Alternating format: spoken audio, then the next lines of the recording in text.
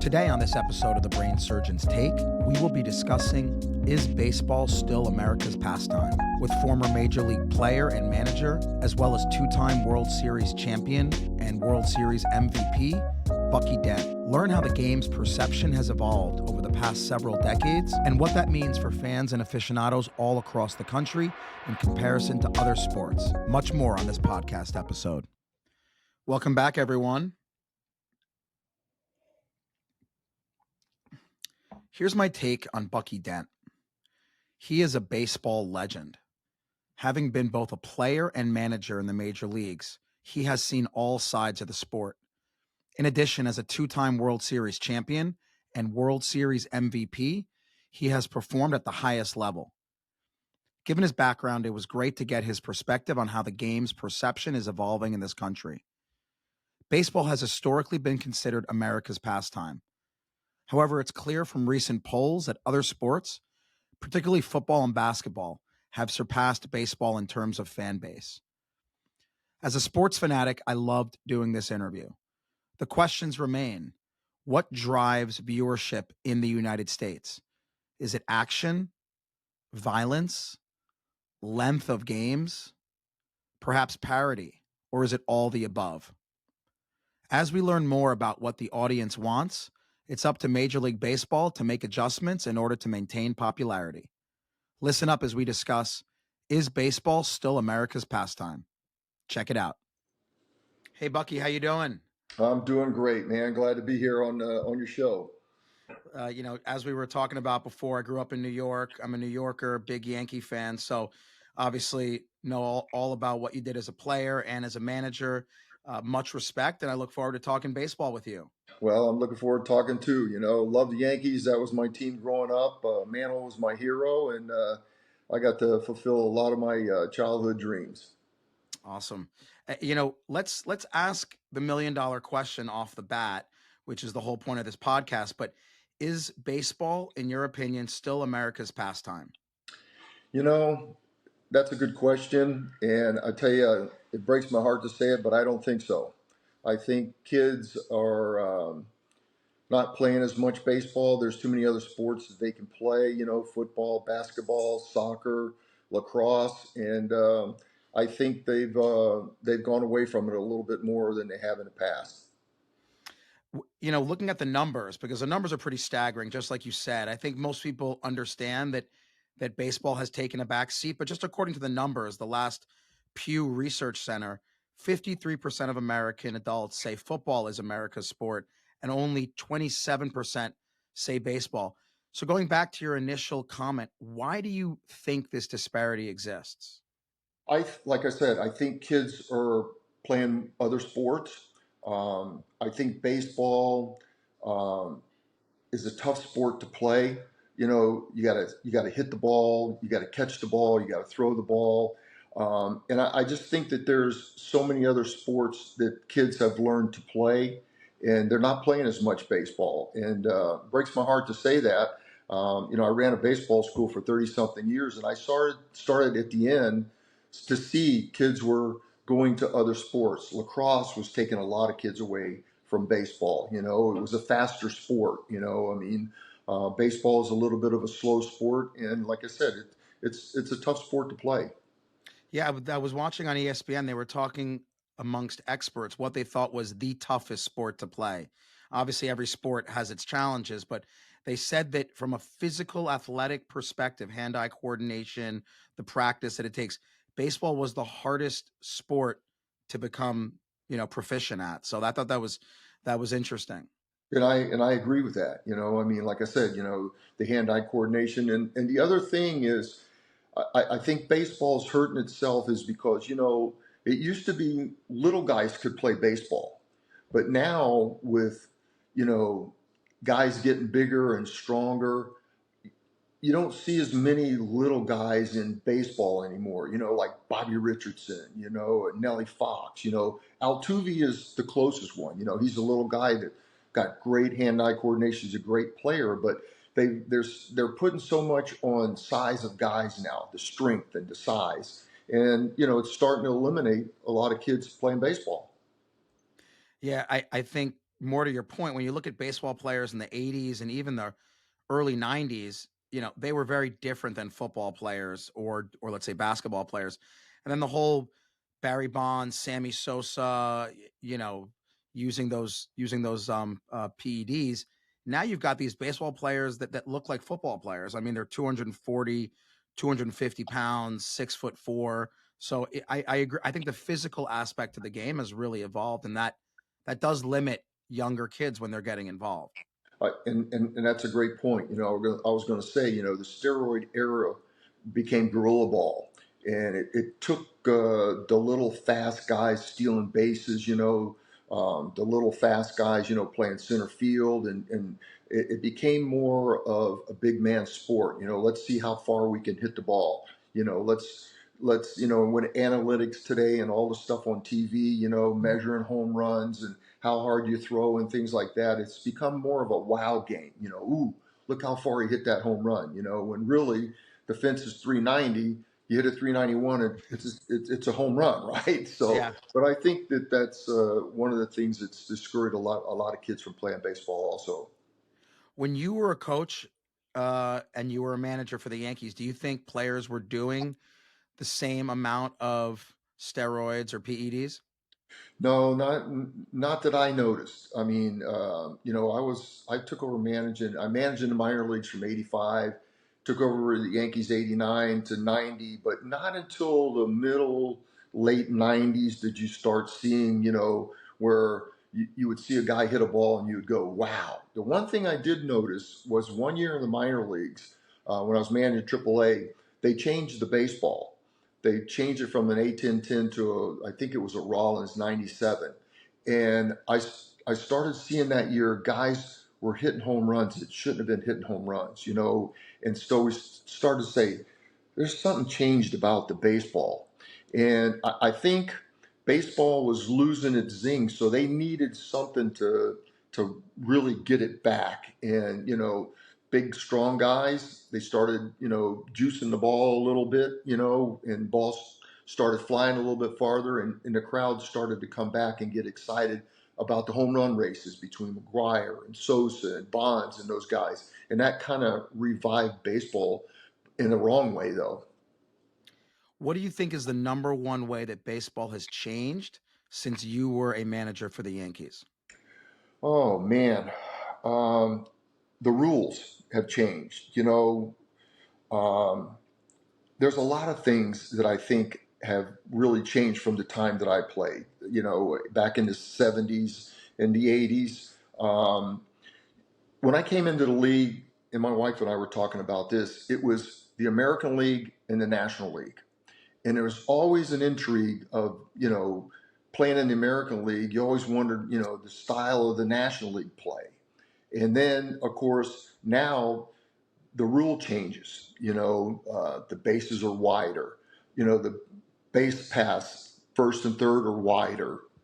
You got the pitch clock. So there's a lot of things that have really changed the game. Analytics has been a big part of it, where there's so much for the manager, with analytical stuff to see and matchups and things like that. So, but those are the things that have really changed. And, I kind of miss because I played in the American League my whole career. And not till I started coaching did I get a chance to go to the National League with the Cardinals and see the style of baseball that was played there in the National League.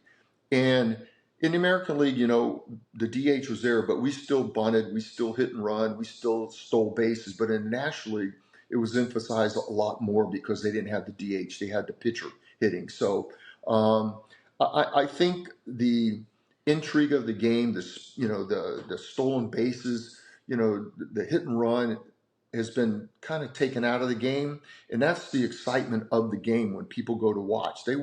I don't think you're going to see a guy like Ricky Henderson steal 100 bases anymore. Not the way the game's played now. So those are the things that I think have really changed. Now, you mentioned people are not playing it as much for sure, and I agree with that. But also the attendance and the viewership has really lowered. Why do you think that even viewership of baseball has lowered over the past 5 years? Well, it's kind of hard now to find out where your team's playing. When we played when I played for the Yankees, it was PIX. You know, you can always go and get the game. Now it's on ESPN one night, then it's on Apple TV one night, and I think, you know, there's a lot of things that have changed. Kids aren't watching baseball as much because they've got games that they can play. You know, the internet has taken away a lot of that. You know, and the other thing that I think that's hurt the sport, you know, is the cost anymore to go to a baseball game. It costs a lot to go to a game. You know, if you take a family to the Yankees to a game, it's going to cost you somewhere around $400. So I think, you know, and plus there's 162 games. You know, they play 81 or 82 at home, and you know, I think that all has an effect on why the attendance has gone down. I want to get into, I was actually going to ask that question and you led right into it, which is perfect. 162 games. That to me seems crazy long, right? I mean, you've got basketball's got 82, football's obviously totally different. You got 17. Why is the season so long and why can't they shorten that to something more reasonable? I mean, at 162 games, no one really cares if you miss a game or two or 10. It doesn't really matter. But what do you think about shortening the season? I think baseball is perfect. You know, when I came into the league, it was 154, and then they added to 162 games. You know, I don't think that that's the big problem. I think what they're doing is they're lengthening the season by adding, you know, the wild card teams. You know, it used to be you had to win a division. You know, we would win our division. Kansas City, we played them a lot. They would win their division. You'd play, then you go to the next. You know, you play each other. We beat Kansas City. We go to the World Series, and you play the World Series, best of seven. Now the season is so long because now you're at wild card teams. You know, you're playing almost into December, and you know it's just that's too long. You know, it's taken away from, you know, really winning the division anymore and just let's get into a wild card. Let's just win a wild card. So you got teams that have finished 10, 12 games out of first place getting into playoffs with a chance to go to the World Series. I know it's exciting for the fans, but that's a lot of baseball. So that's something I was reading about because I was reading about how baseball can juice up their attendance, let's say, and really get more people excited. Number one was tightening the playoffs, meaning just like you said, making it higher stakes, less wild card teams, so that there's more on the line. And then I've heard the opposite, which is the wild card games bring fans, and like football expanded their playoffs to get to keep the fans involved later. So I guess I've seen both sides of it. Increase the playoffs and I've seen decrease the playoffs. You're more of a fan of decrease the playoffs and really tighten up the stakes. Yeah, or leave it. You know, every year they talk about, well, let's add more teams because it makes them more. I don't agree with that. You know, I don't agree with it. You play 162 games, you win the division. Okay, say the second place team finishes maybe a game or two behind, and then you got a gap where teams are 10, 12 games, and we're going to reward them by letting them get into the playoffs and knock off a team if they get hot that's just won the division. I just have trouble with that. You know, it would have been great back when we played the Red Sox in the one game playoff. You know, we played a one game playoff, but if one team's still going to make it in the wild card, it might not have been as electric and as important. You know, because still one team's going to get in. You both are going to get in. You know, and that made it interesting. But I don't agree with let's expand and you know put another 6 or 7 teams in. Yeah, I think it cheapens the regular season is basically what you're saying. It Yes, makes it I mean, now you're really not going to watch the regular season because whether your team comes in first or third or even there's it's less important because you could still get in and then you start watching in the playoffs. So, I agree with you. I think you need to put more emphasis on the playoffs and make the regular season games count more. right. I agree. I totally agree. What would you say is the best part of baseball, and what would you say is the worst part of baseball? The best part of baseball is going to the ballpark. You know, you yourself, you know, you're a Yankee fan.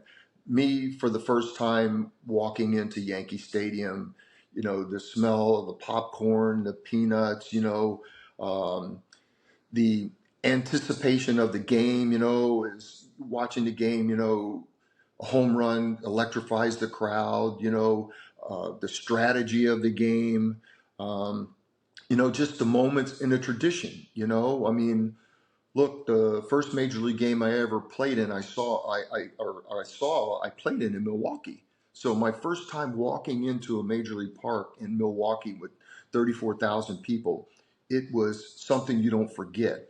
Same thing the first time that I walked into Yankee Stadium, Fenway Park.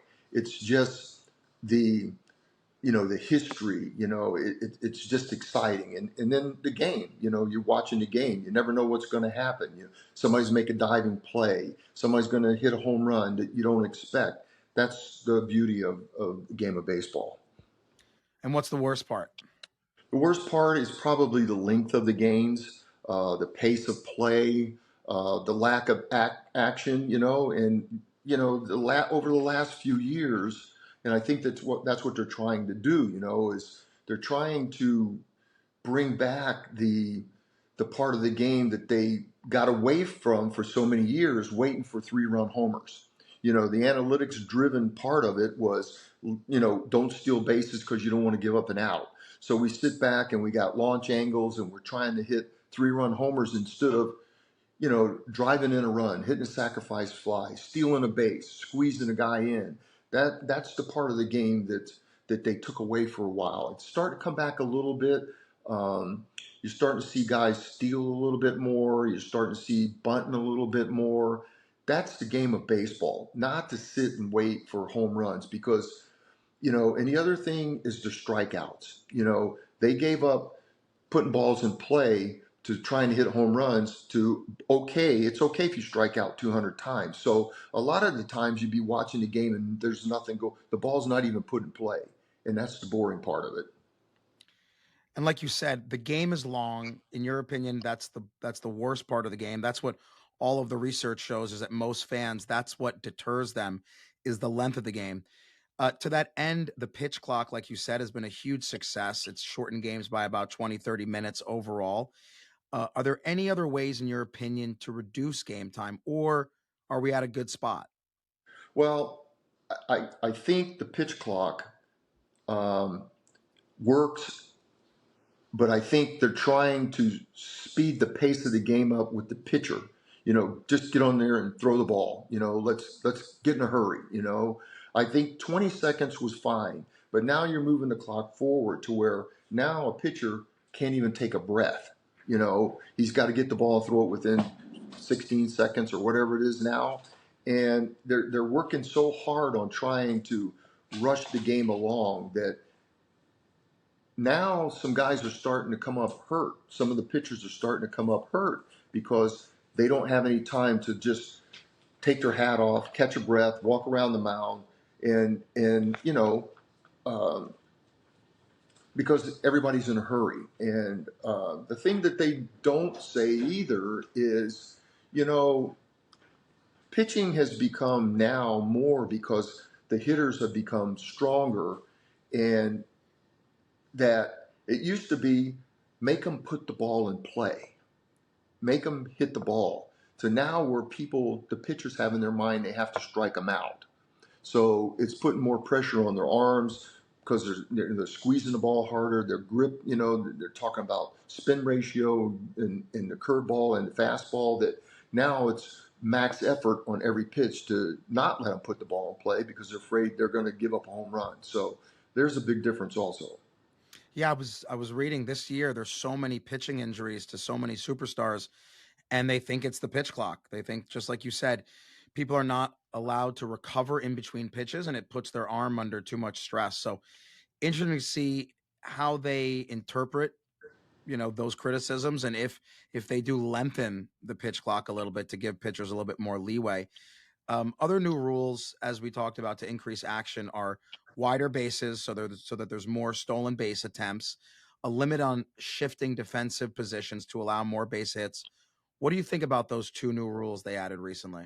Well, you know. I don't think the base has anything to do with stealing bases. I just think stealing bases was a lost art for a while. Now they're trying to bring it back in. So now they're saying you can only throw over 3 times. And if you don't get him out on the third time, he goes to second base or whatever the rule is. I don't think that has anything to do with it. We played with the bases. I think widening the bases has a lot to do with pitchers covering first. They had some guys getting hurt because they stepped on the base wrong. Some of the bases were slippery. So now they say, okay, now we got to correct that because we're paying these guys a lot of money. We can't have them get hurt covering first base. So let's make the base a little bit wider. I don't think that really had anything to do with stolen base. They say, well, it's shorter now, sliding into second base. Well, you know, um, I don't agree with that. But the pitch clock. I saw it for the first time in the SEC when our son was playing at Florida. They instituted it, and I saw it work. 20 seconds, nobody on base, and then with somebody on base, I forgot what it was, 28 seconds or whatever. You had a little more time when a guy got on base, but it gave him a chance to take a breath, and it worked. And then it worked, the year before with 20 seconds. So now, why are we trying to let's speed up the game more in a hurt, with the pitcher? That's something they're going to have to, you know, figure out.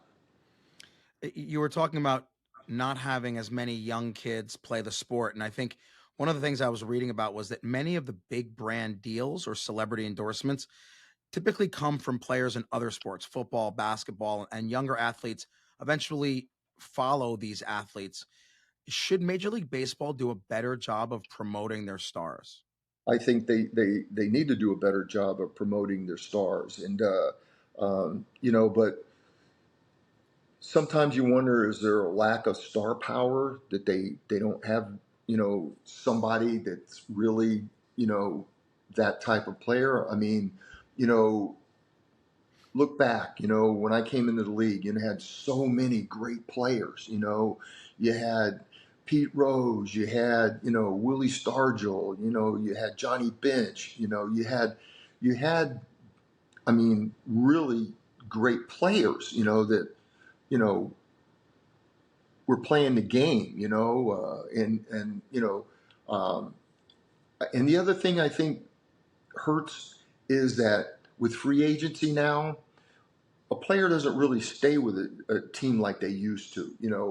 Now there are guys moving every year, so it's hard you know to get into a team when you got a guy that's a star and now he leaves to go someplace for more money. There's not as much loyalty as there was back then, and I don't blame the players. I don't blame them but it's hard for a fan when you got two or three guys changing teams every year, going someplace else to really get into loving the team. And I think we had mentioned it earlier. Innovation is so critical to keep up with the changing times. Football has done it, basketball has done it, making the changes that you're seeing with the rules to trying to keep the fans involved. If you were MLB commissioner, what change or changes would you make?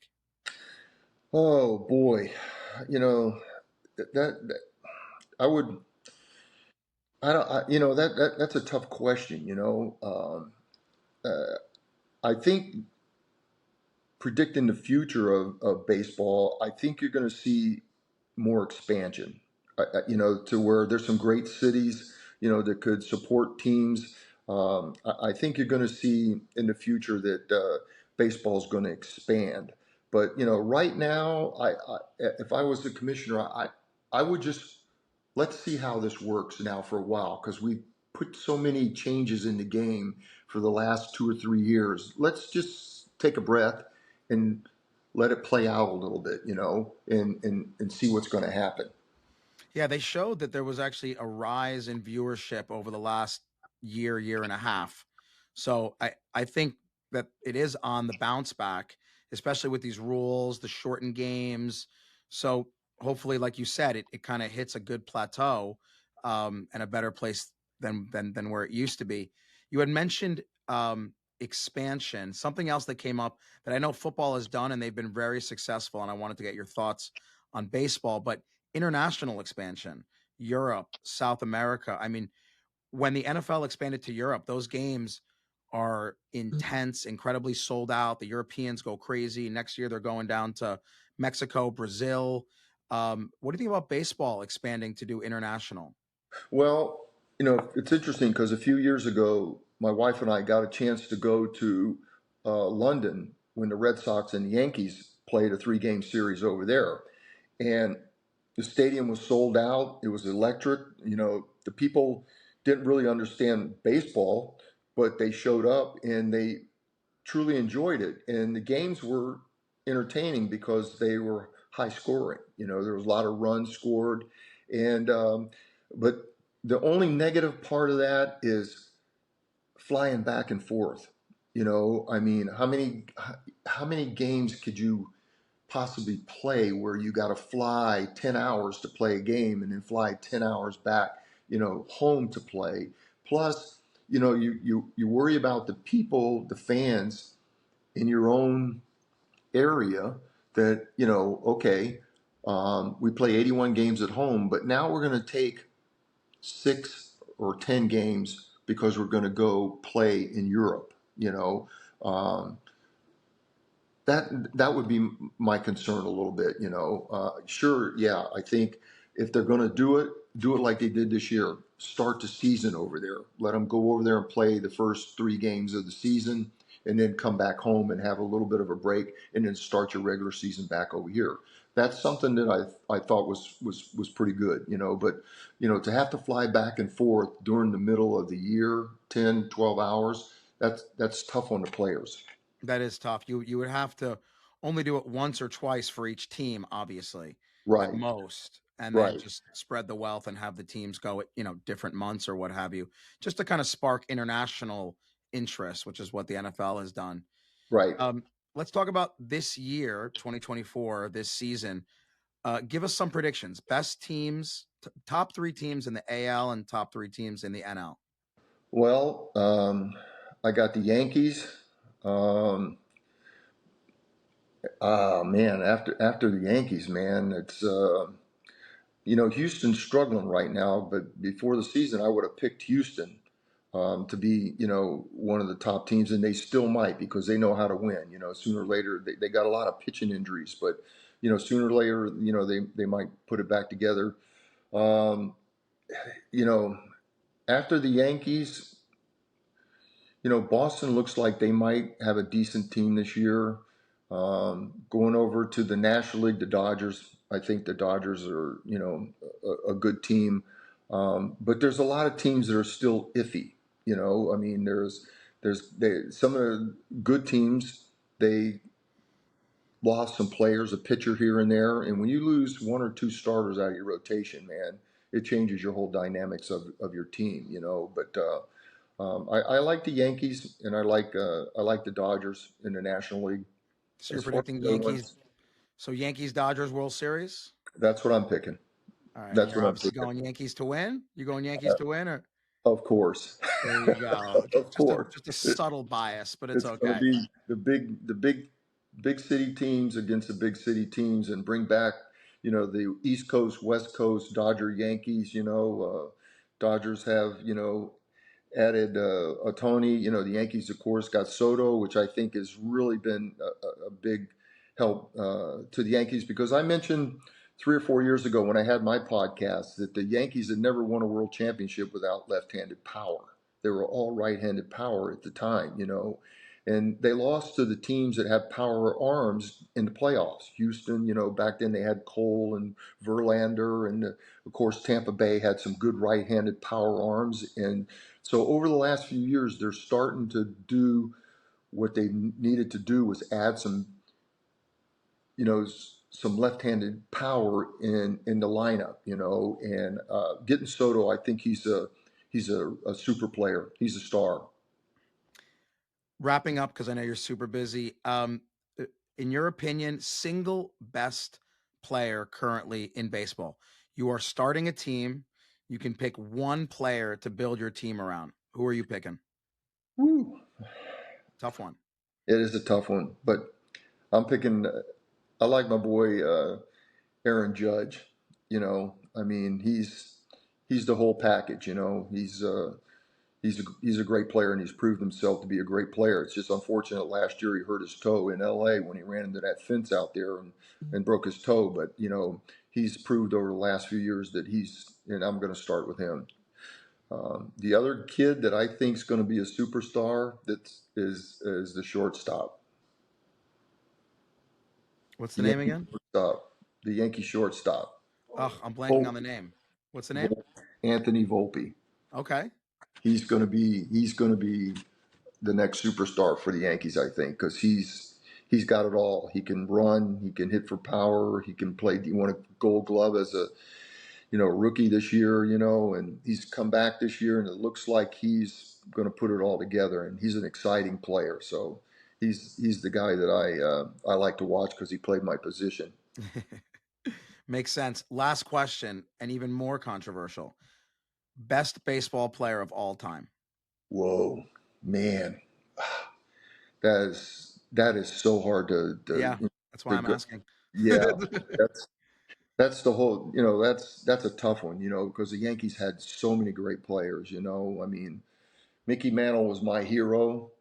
Um, Babe Ruth. I mean, there's so many great players back in the day. DiMaggio. I mean, golly, that's hard. I really can't pick one because there's so many great ones. How about the greatest baseball player in the last 30 years?